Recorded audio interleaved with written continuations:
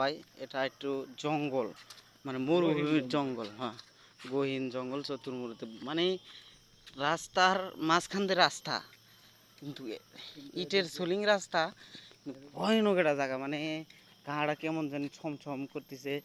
আর দৃশ্যটাও খুব ভালো লাগতেছে, মানে মনে সান্ত্বনাও পাইতেছি। এত সুন্দর জায়গায় আমরা ঘুরতে আসছি। আশেপাশে আশেপাশে 10 কিলো কোনো বাড়ি ঘর নাই, ঠিক আছে, কোনো প্রকারের বাড়ি ঘর নাই। যেদিকে তাকাবেন সেদিকে শুধু জঙ্গল, মাঝখান দিয়ে একটা রাস্তা।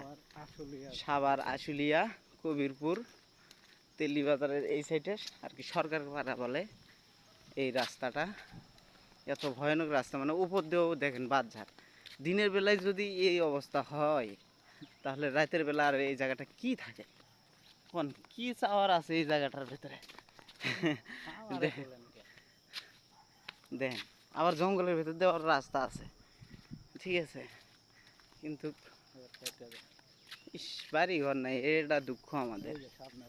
ঠিক আছে, সামনে একটা ঝুপড়ি ঘরের মতন একটা বাড়ি মনে হয় আছে কি না বলতে পারি না, তবে দেখি কত দূর পর্যন্ত আমরা যেতে পারি।